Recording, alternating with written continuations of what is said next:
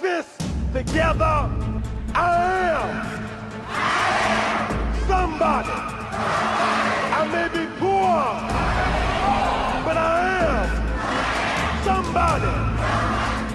Red and yellow, brown, black, and white. We're all precious in God's sight.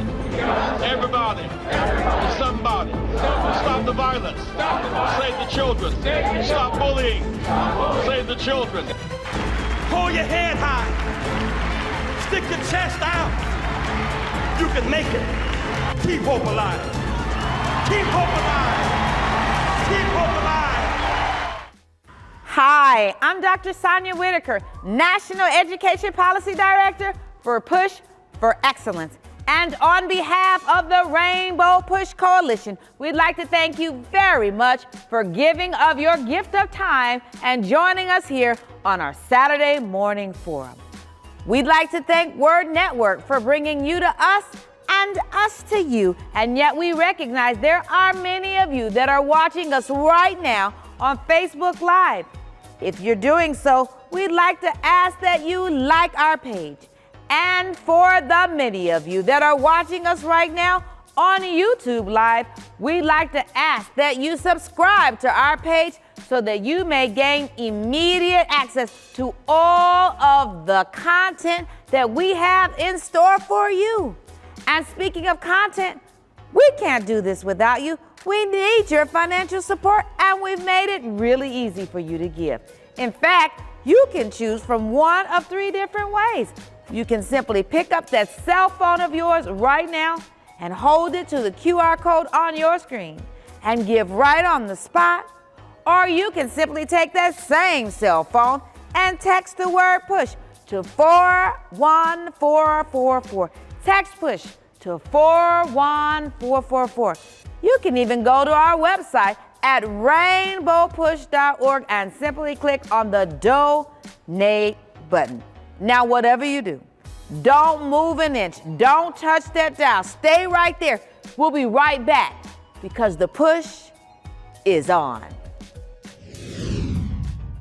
Join Rainbow Push Coalition for our 24th annual Creating Opportunity Conference, October 19th and 20th in Atlanta, GA. We'll be honoring the legacy and pivoting of the Reverend Jesse Jackson Sr. Also here, we're going to welcome our new president and CEO. Oh, that's me, Frederick D. Haynes III. I hope to see you there. I'm serving as the keynote speaker during the Ministers' Luncheon on Friday. But listen, please hear me. In this country, there is a wealth gap, an achievement gap. All of that is the result of an opportunity gap. Come to Atlanta. We have all kinds of panelists and speakers who are going to show us how to create a bridge so that we can eliminate the opportunity gap in this country. Join us. Go to rainbowpush.org for more details and join us October 19th and 20th in the ATL. Keep hope alive. Peace. People often ask, why should I vote? And to be honest, voting is a sacred right. And if it wasn't so important, then there would not have been a distinctive effort to minimize one's vote. So while the 2024 election may seem far away, it really is right around the corner. So I want to encourage you to start thinking to yourself, do I have my voter plan together? Do I know where my polling location is? Do I know who's going to be on the ballot this election? And don't just ask this question of yourselves, but I want to encourage you to talk to your family and friends about this as well. Because here's the thing, voting is the one way in which you can actively participate in bringing about the change that you want to see. But to be completely honest with you, voting alone is not enough. It is so important that those of us who can and are willing to do so, that we put forth the effort to assist those in our community who might have challenges at the polls. So if you are interested in assisting others, then I would like to encourage you to participate in election protection. There are so many components to the election protection program. We have a hotline of volunteers who answer questions for those who call in, but we also have an election protection program where we have poll monitors and we have poll watchers. And this is where you can actively participate in your community and be at the polls to assist voters and to monitor what's going on at all times. If this is something that you are interested in, please reach out to us at Common Cause Illinois, where we would love to talk to you more about the program that we have. As I mentioned, it seems like the primaries are far away, but they are just around the corner. So make sure that you're prepared and that you have everything together for you to be able to vote. And the very first step that you need to take to do that is make sure that you're registered. But please be an active participant in this upcoming election, and don't just stop at voting. Try to find some of the various ways that you can get involved, whether it's election protection or other programs that might be out there. And if you yourself are a voter who runs into issues at the polls, then please be sure that around election time and during early voting that you reach out to the hotline 866-OUR-VOTE, and someone will be there to assist you.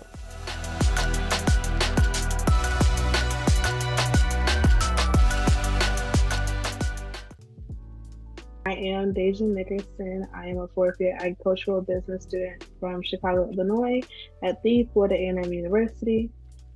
And Ryan, introduce yourself.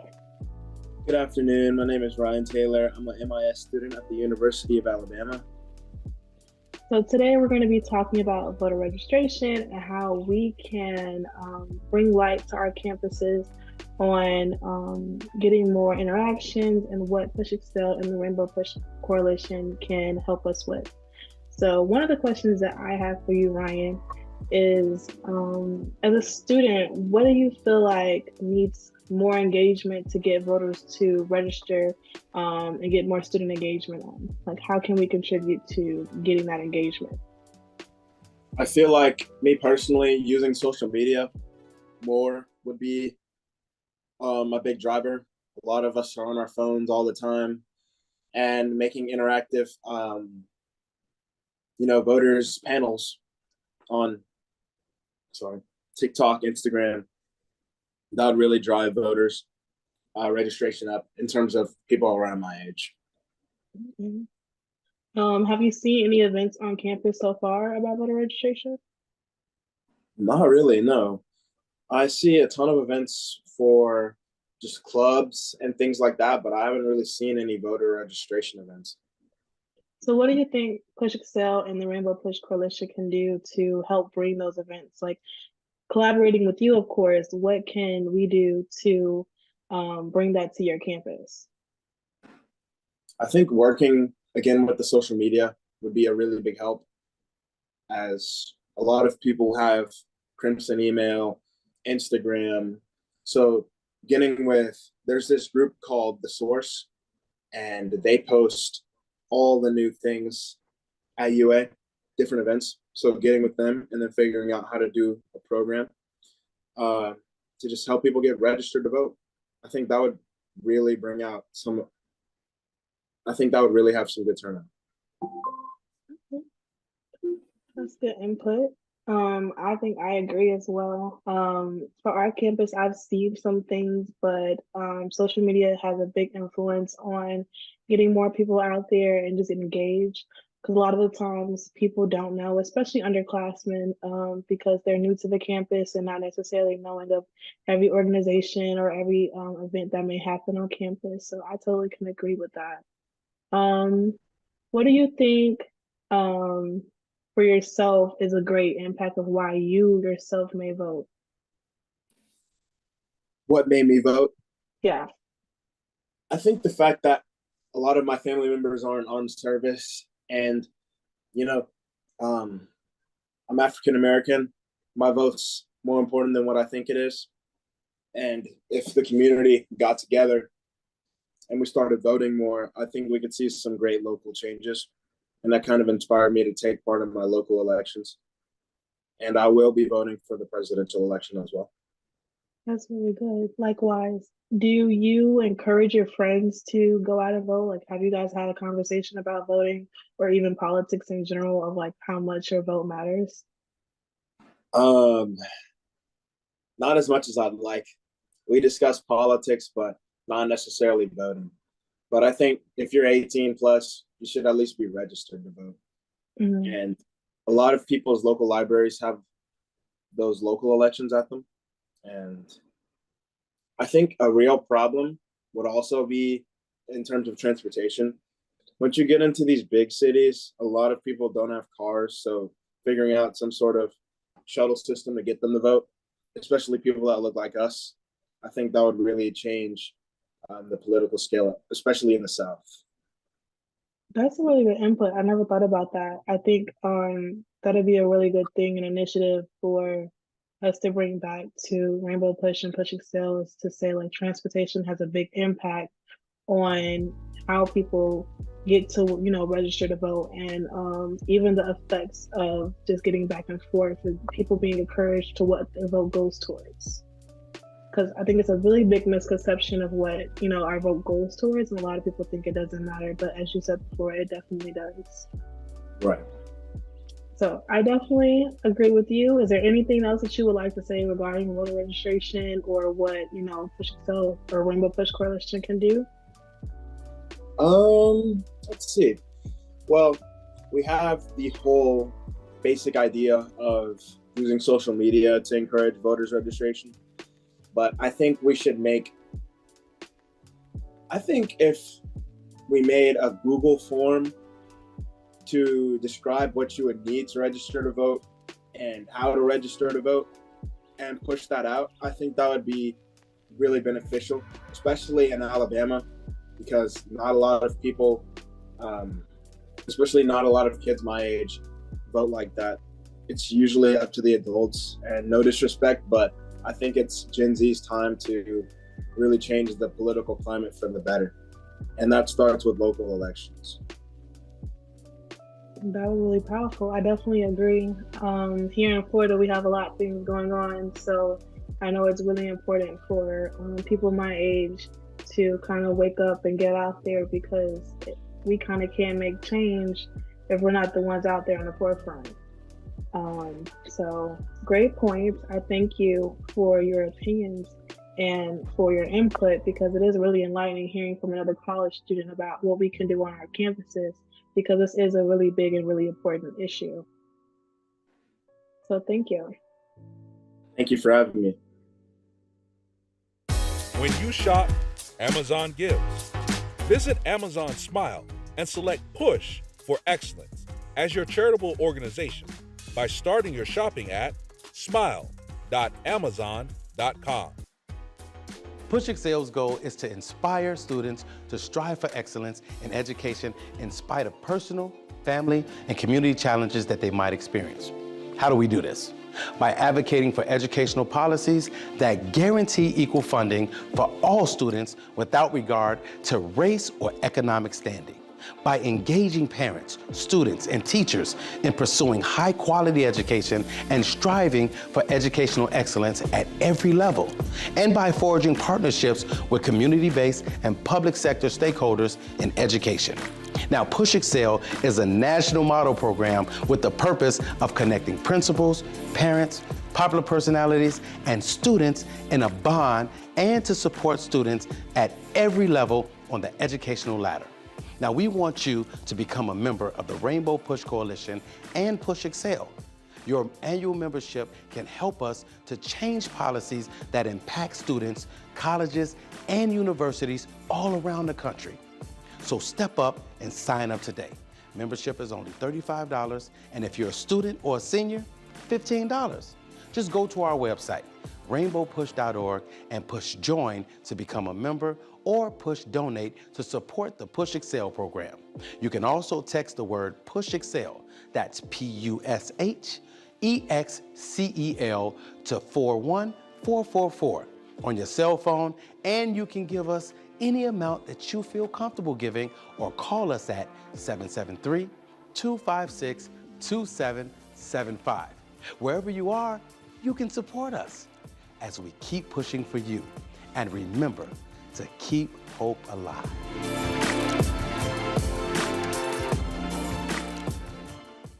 Welcome, Rainbow Push family, to the Saturday Morning Forum. I am Frederick Douglass Haynes III, and listen, I am so excited. I can't even hide it because our special guests today are phenomenal, brilliant. One of the things that has often been said is that the first casualty of war is always truth.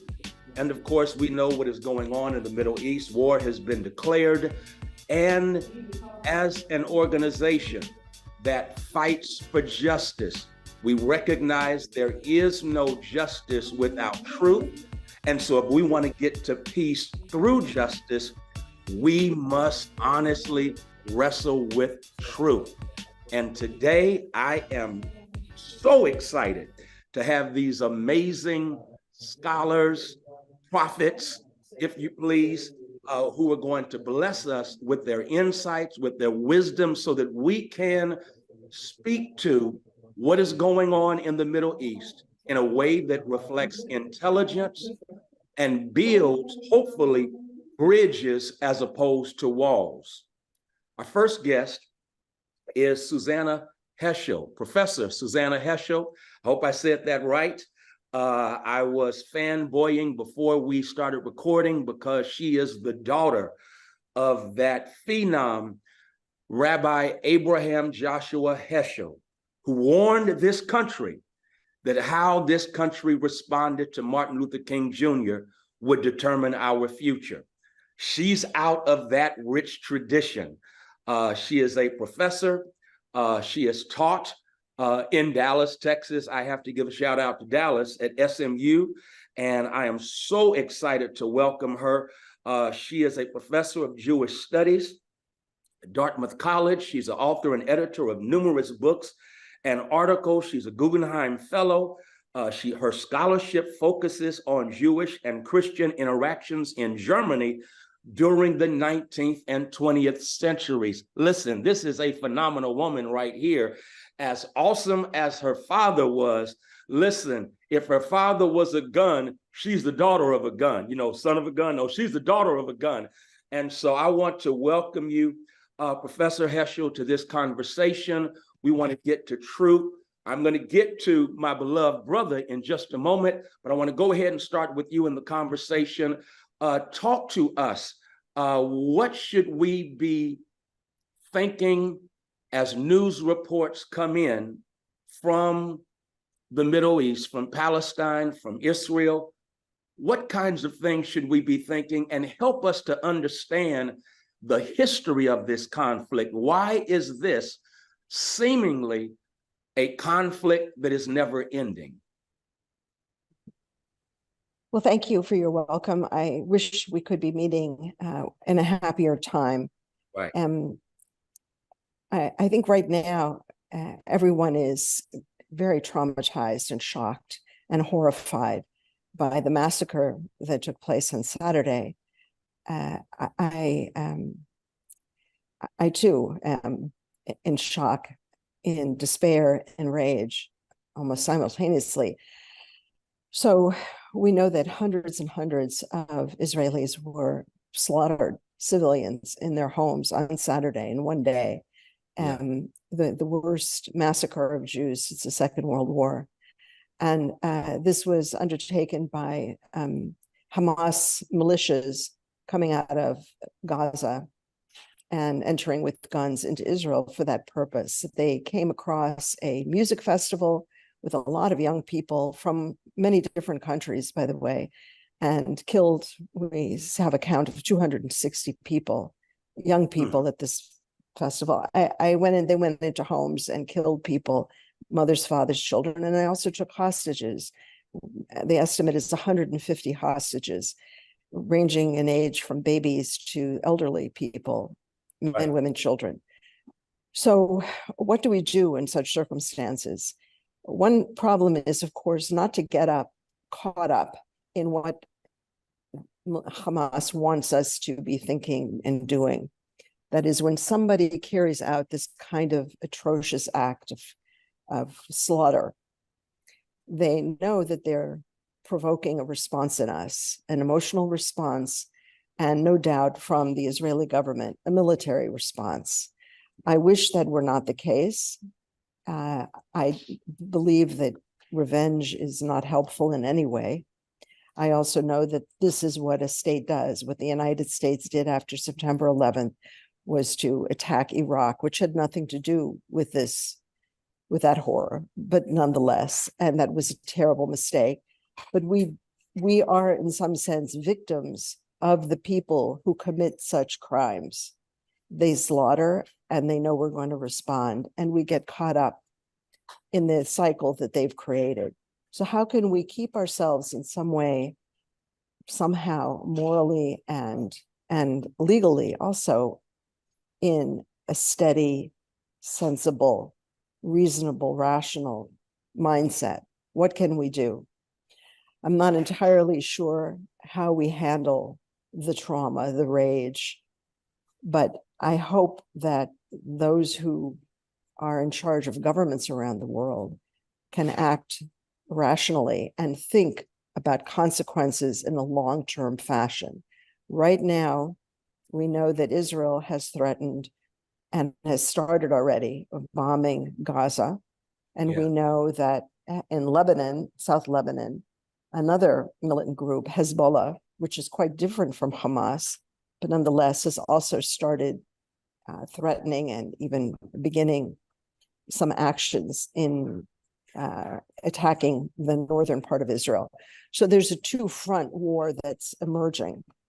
From my understanding, and I'm not a political scientist, as you know, is that the United States sent a ship, the Gerald Ford, in the hope of achieving some kind of deterrence. That President Biden spoke very strongly yesterday in sympathy for those who were slaughtered, and privately on the phone with the Prime Minister of Israel, telling him to show restraint. We don't know what the outcome is. And then the question is, what can we do? What can we do as American citizens, as human beings who believe that killing another person is completely unacceptable, is the destruction of our own humanity? Yeah. And what can we do as religious people? What role do we have to play as religious people in a conflict like this? I think right now we need to be attentive, and it's very hard for me too, but attentive to the trauma that everybody's experiencing. This is a time of grave emotion. I would say that immediately after a catastrophe like this, you don't start exploring, well, what did you do to bring this on yourself? I don't go to somebody's child I know, but bought a motorcycle. What did he get a motorcycle for? He was in an accident and then his foot was amputated. And I'm not going to go to him in the hospital and say, why did you have to get that motorcycle? That's not what I say. So I think this is a week when we need to be expressing our horror, our sadness, our despair, our grief, and show empathy to those who are grieving. And then as soon as we can recover ourselves emotionally, we move on to try to stop whatever killing we can halt or prevent. Yeah, thank you for that. Thank you for that. One of the things that has really moved me as you were talking is that you are doing what, and calling for us to do, what so often is lost in instances like this, and that is restore our sense of the humanity of the othered, and remember that lives are being lost. Communities have been traumatized, families have been devastated, and you've also challenged us to learn from history, because it's been said this week that this is like unto 9/11. And of course, we know how this country errantly responded to 9/11. And as a consequence, lives were lost. As a consequence, trauma was multiplied. And so I really appreciate your sensitivity that you're calling for all of us to bring to this moment, a sensitivity to the humanity of those who are often othered. It's dangerous to othered, to other people who are not like us, and too often that's done. And so thank you very much for Yes. Could I just say one last thing? Please. In response to what you've just said, what you bring to my mind is the prophetic position, Good. which is, I would say, we all may have a certain political viewpoint on this. We may be pro-Israel, pro-Palestinian, but whatever that case may be, is it possible for us to really expand our humanity and show empathy for those with whom we disagree? Good. And I think that is, again, I got to go back to your dad, what he was pushing for when it comes to our prophetic imagination of how we see others. And if we see others as members of the human family, who have human needs, hurt like humans, just as others, then we have an opportunity to, again, build bridges as opposed to erecting walls and fighting behind those walls. So I want to thank you again for that wonderful sensitivity. James Zogby is the man. That's all I can say. He's the man. He, of course, is the founder and president of the Arab American Institute, an organization that serves as a political and policy research arm of the Arab American community. Again, he's brilliant, insightful. In September of 2013, President Obama appointed him to the United States Commission on International Religious Freedom. He is a lecturer, he is a scholar. He's done so much, and he does it all well. And so I want to thank you, Brother Zogby, for this opportunity to have a conversation with you. I want to continue this conversation. Again, I'm hoping that we are enlightening, that we generate light and not just heat.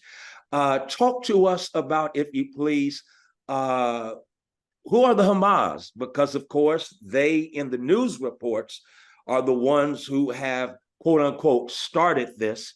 And I say that in quotes intentionally, but talk to us about who the Hamas are. And then please share with us, why is this such a perennial situation of conflict there with Israel and Palestine? Let me just say about one of the real fine opportunities I've had today in the earlier conversation and now is getting to meet Susanna. Her dad was just extraordinary, and I'm a huge fan. And I didn't know he had a daughter who was here, and I'm just thrilled to have an opportunity to share a Zoom call with her.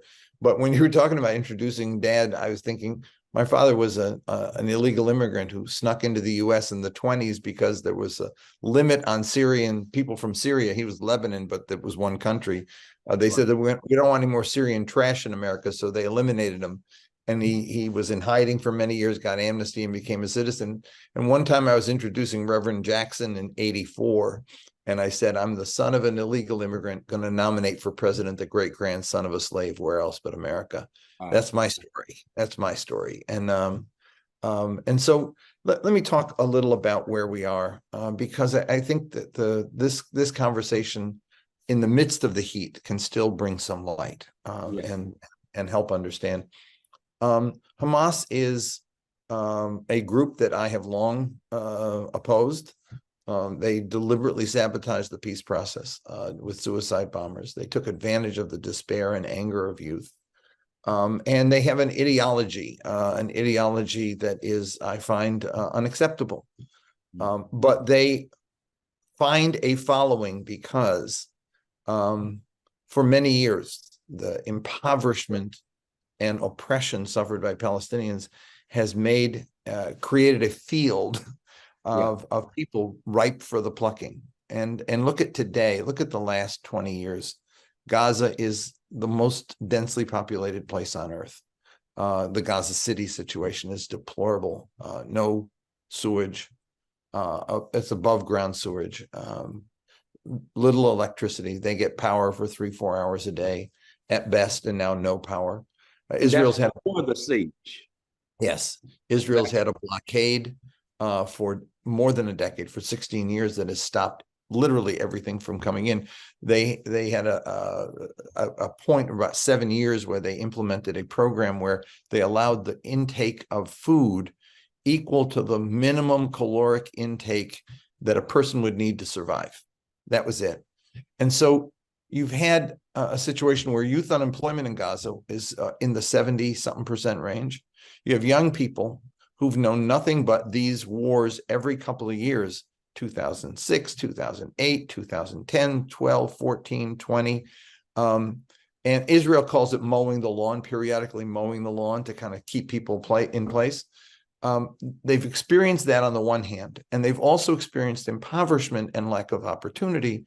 They have no job, no prospect of a job, no hope, and they become ripe for the plucking. And Hamas has taken advantage of that situation. We're in a situation where, if I look at who has paternity for this situation, certainly Israel has paternity and Hamas has paternity. They both are the parents of this despair, this anger, and this suicidal rage. What they did to start this was deplorable, absolutely deplorable. And Israel's response to it will be deplorable. We're seeing it already. In a poll that we do polling in the region, less than 20% of people in Gaza support Hamas.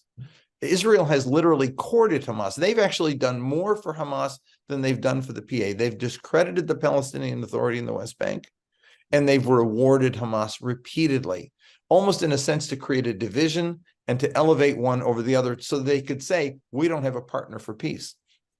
And so Hamas has sort of this sense that they project of we're the ones standing up against the oppression. And Israel lets them get away with it because they feel they can control them. And every once in a while, the pressure cooker explodes, as it just did. What they did was deplorable.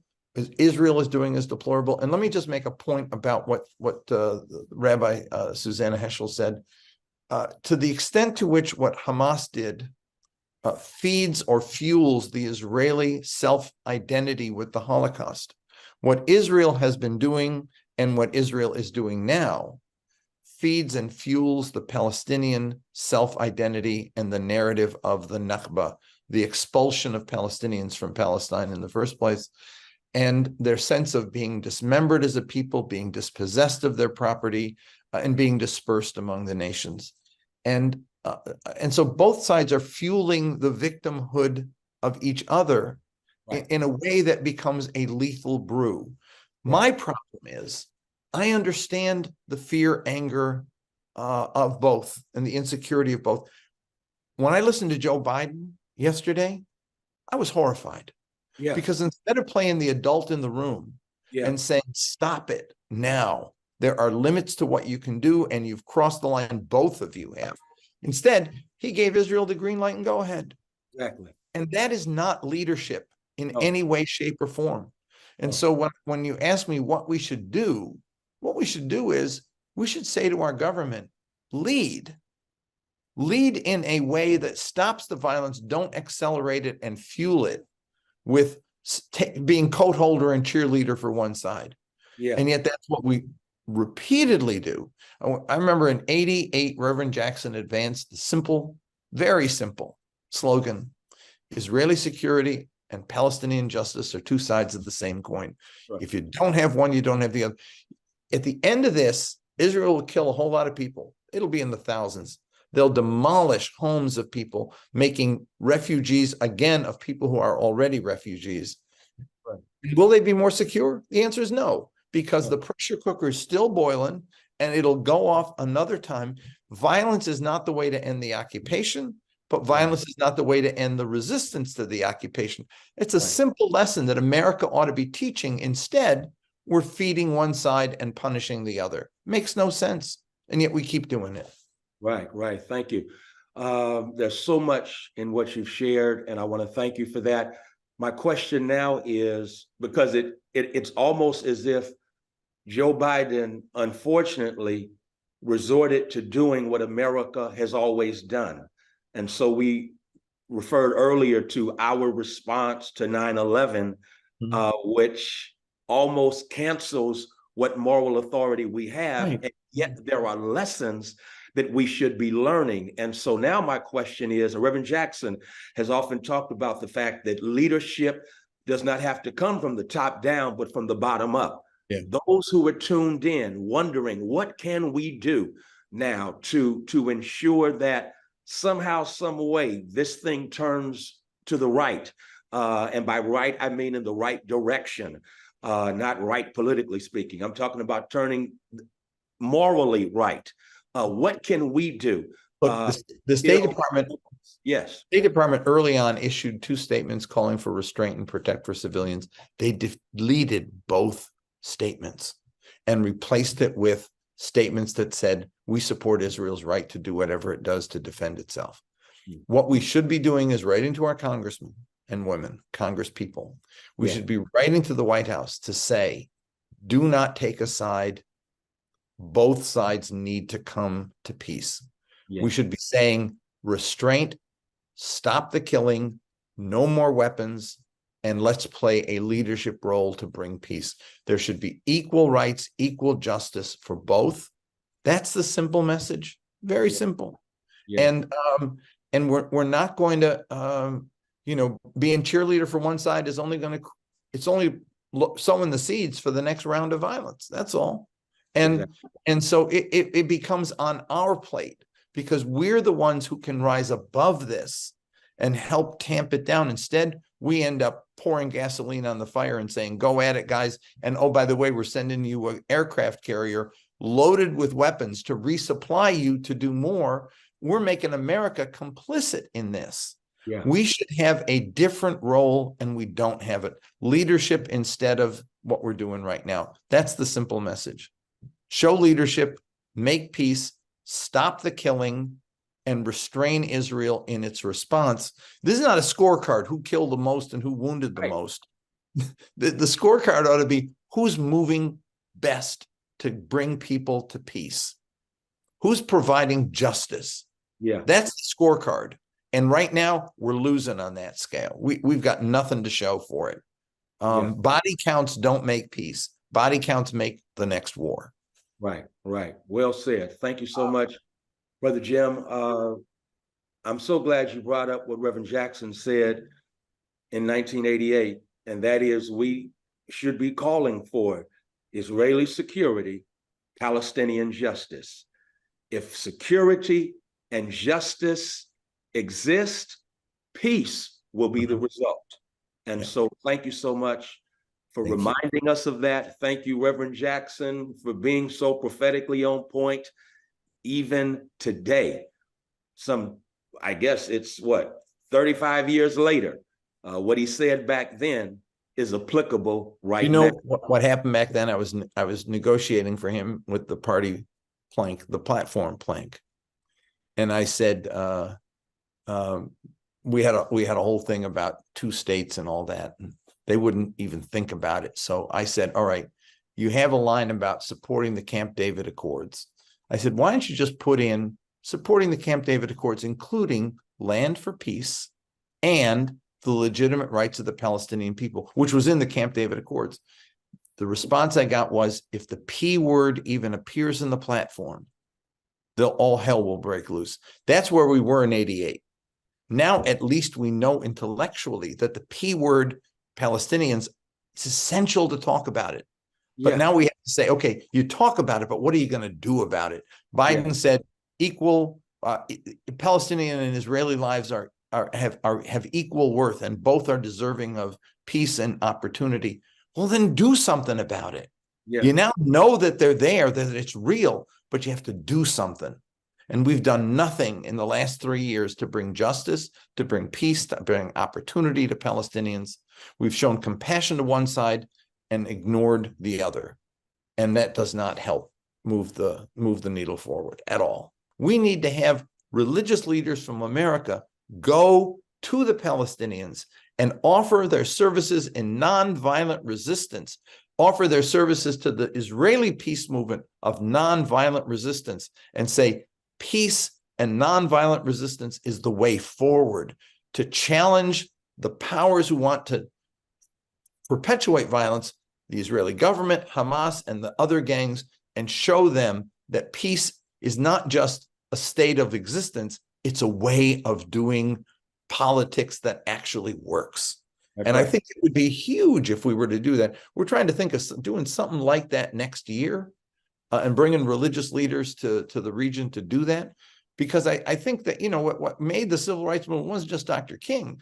It was Rabbi Heschel. It was all the other religious leaders from all the denominations who gathered together and Right. created a moral force so great that LBJ could not ignore it, right? And that's what we have to do now. And I think keeping the moral high ground is a way to go forward. So I'll get back to you on this. We'll think about something if we can. But frankly, right now, our job is press the administration to stop the killing, because the more people they kill in Gaza, the more homes and high-rise buildings they destroy, the more despair, the more anger, the more resentment, and the greater insecurity Israel will have in the long term. No question. Jim Zogby, you are a gift. Thank you so much for sharing that. I take those as marching orders, and I hope Rainbow Push family that we are taking these marching orders to heart. We need to definitely contact our congressional representatives and let them know we want America to lead and not follow. We want America to literally take the moral high ground so we can bring about peace in that region. Faith leaders, what a challenge has been given to us. And that is not only to reach out to our congressional persons, but to do what Gandhi, what Dr. King, what Reverend Jackson, and others have done, and that is to organize and mobilize. We can begin right here in this country, and then join Jim and go across to the Middle East and offer our bodies as reflective of moral authority, because we want true peace and justice in that region. We want their lives to matter. And so thank you so much. Can I just tell you something? I Please. wrote an article. It was a kind of a journal that I kept while I was with Reverend at that conference. And if people want it and want to see the story of how that unfolded over the couple days we were there, they can write me at JZOGBY at aaiusa.org, aaiusa, one word.org. I'd be happy to send that article to them. I distributed it at our reunion there in Chicago, but have more copies of it and would love to send it to folks. It was an outstanding visit with the Reverend. He was just incredible. I can imagine. Thank you. As you were sharing that, I thought about, and I think it's almost full circle, Rabbi Abraham Joshua Heschel, when he went to Selma to march with Dr. King from Selma to Montgomery, his testimony was he felt as if he was praying with his feet, bringing his moral authority to a space of oppression and conflict, and yet putting his body on the line and saying, in essence, as a faith leader, I am praying with my feet. What a charge for us. That is something that is necessary for such a time as this. I've been working with the Fellowship of Reconciliation, a group that Dr. King was a member of, and Rabbi Heschel, and their logo includes, praying with my feet. It's a gorgeous line. Yeah. And I thank you very much for the opportunity, Reverend Haynes, to participate in this conversation and to get to meet Susanna. It was a real treat. Thank you. Well, thank you for your leadership. Thank you for your challenge. And that's what we have to do. Let's call our congressional representatives. I think that we can remix Rabbi Heschel and say we're going to pray with our cell phones, and then we'll pray with our feet. If we pray with our cell phones, our hands, and pray with our feet, then maybe we can bring about peace and justice. Thank you so much. Thank you. I want to share with you that in the aftermath of this conversation with Rabbi Susanna Heschel, with Jim Zogby, that I could not help but think of the fact that Rainbow Push has always had a global consciousness. We've recognized with Martin Luther King Jr. that injustice anywhere is a threat to justice everywhere. Injustice in Palestine is a threat to security in Israel. Injustice in Venezuela is a threat to security on our borders.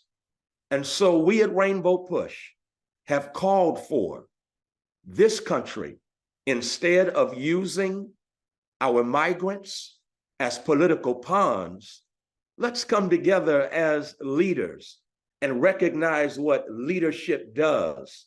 Leadership at its best serves people. Leadership at its best solves problems. Leadership at its best sees possibilities, and leadership at its best strategizes for power. I'm calling upon this nation, our federal government, our state governments, as well as our local governments, to come together and serve the people. Let's not divide the people and cause people to conclude that if we do something for migrants, it's taking away from the unhoused. Now is the time for a Marshall Plan for our nation's cities. Let's serve the people. Let's not divide the people. Let's not divide those who are already victimized, but instead let's serve them. And we need to come together, federal, state, and local, and form a coalition, a partnership between all levels, because until we come together and serve the people, this crisis will only get worse. But not only must we serve the people, we've got to solve the problem.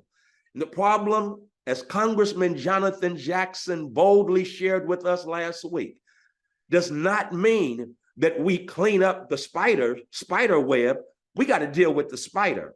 And the spider has to do with the root cause of why it is migrants feel the need to leave home, to leave family, to leave where they were born and come seeking hope and help in this nation. Could it be that policies that have destabilized those governments and economically left them dysfunctional, that's the reason that we have gang violence in those countries? Because the governments have been destabilized. The economy is now dysfunction. We got to solve that problem and recognize we've got to deal with the root cause so that Venezuelans will feel at home if that's where they choose to stay.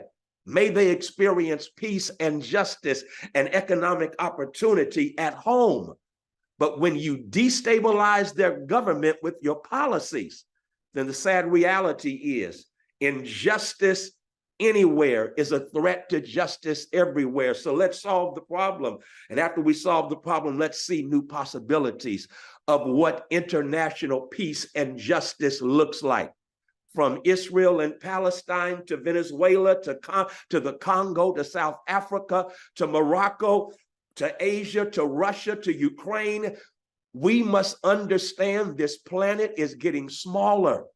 Injustice anywhere is a threat to justice everywhere. Ill health anywhere is a threat to my good health wherever I am. I'm trying to say we've got to see possibilities. And in order to do all of that, we've got to strategize for power to make a difference. That's what we're doing at Rainbow Push. If you're not a member of Rainbow Push, please go to our website, rainbowpush.org.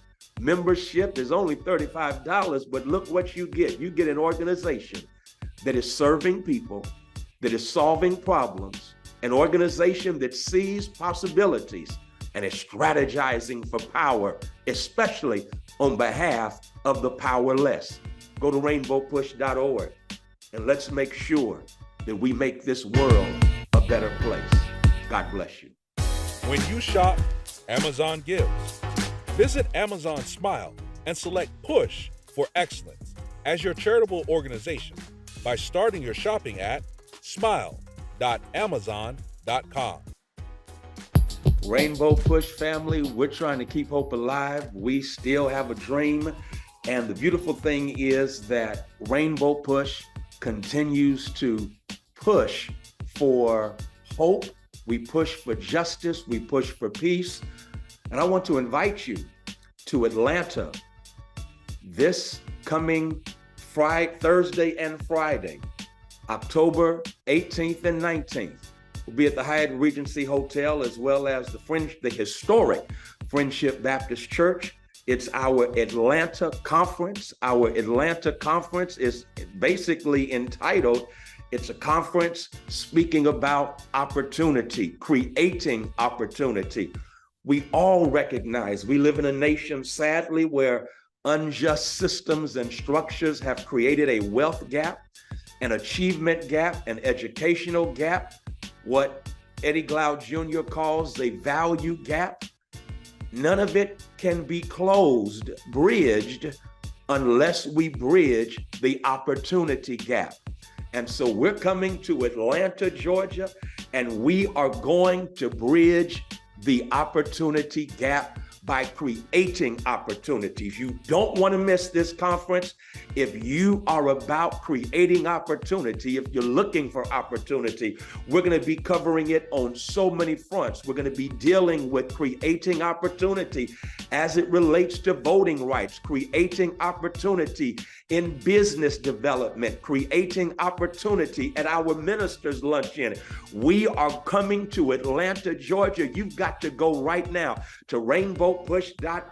Register for our Creating Opportunity Conference. On Friday night, we're going to honor the legend, the icon himself, that prophet without peer, Reverend Jesse Louis Jackson Sr. So join us in Atlanta this Thursday and Friday. You don't want to miss it. We have so many outstanding individuals who are going to be presenting, who are going to be speaking, who are going to be informing us so that we can push for justice and push for peace, but wait, push for opportunity. Join us this coming Thursday and Friday, October 18th and 19th in the ATL, Atlanta, GA, as we push for economic justice, as we push for international peace, as we create opportunity.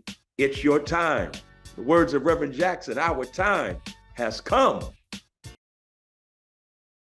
We're excited to get more people involved in Rainbow Push, supporting the programs of Push for Excellence and the Citizenship Education Fund.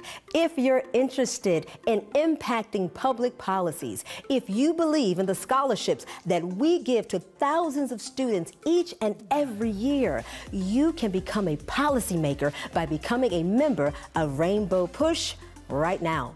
For an annual membership of $35, or if you're a student or senior, $15, you can help us make a difference in the lives of millions. How do you become a member? Visit our website at rainbowpush.org and press join. Or maybe you'd like to support us. You can text the word PUSH, that's PUSH, to 41444 on your cell phone, and you can give any amount you feel comfortable giving. You can also call us at 773-256-2775, or go to rainbowpush.org and push donate. Wherever you are, you can support us as we keep pushing for you. Dr. Kim, I went to jail with a group of 7 students, July 17, 1960, almost 60 years ago. We never stopped moving. I lost a few of jail cells and death. We never stopped moving. I thought it was time to write some of it down so the older generation can learn how we did, and what we did, and how global it was. Whether speaking about Mandela in South Africa, India, Qatar, Gandhi in India, here at home. This book tells the story, so please get it. So give it to your friends. Read it, let's argue about it, let's discuss it. Yep, so the book is Keeping Hope Alive, Sermons and Speeches of Reverend Jesse Jackson Sr. It's quite a good collection. You know, we've got sermons and speeches from around the globe because you have made such a global impact, not just here in the US, but around the world. Thank you for tuning in to our International Saturday morning broadcast. We need your support. Here are ways to give to Rainbow Push Coalition. Text PUSH, P-U-S-H, to 41444 to support the work of Reverend Jesse Jackson Sr. and Rainbow Push Coalition. When you shop, Amazon gives. Visit Amazon Smile and select Push for Excellence as your charitable organization by starting your shopping at smile.amazon.com. So thank you for joining us on our Saturday morning forum. Be sure to visit our website at rainbowpush.org so that you can gain information relevant to our up and coming annual convention. You'll also want to visit all of our social media platforms so that you can gain additional information about all that we have going on in the organization. And equally important, we appreciate your ongoing support. Feel free to take that cell phone of yours and hold it to the QR code on the screen and give on the spot. Or take that same cell phone and text the word PUSH to 41444. Or you can simply go to our website at rainbowpush.org and click on the donate button. We are sanctuary. We are a sanctuary. When I think of Rainbow Push, I think of two words: social justice, education advocacy, political empowerment, freedom and equality, corporate partnership. Stop the violence. Save the children. Don't get it. Shut it down. If we don't get it, shut it down. Political change, inclusion, evolution, progress, justice. Jesse Jackson. Keep hope. Keep hope alive. Keep hope. Keep hope alive.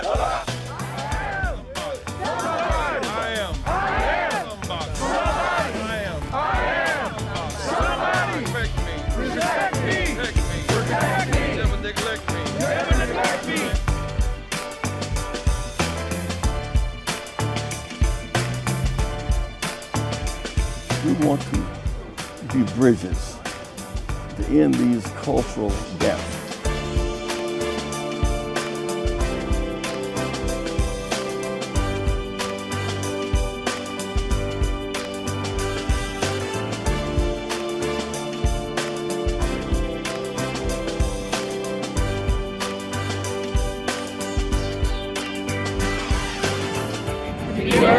Going forward.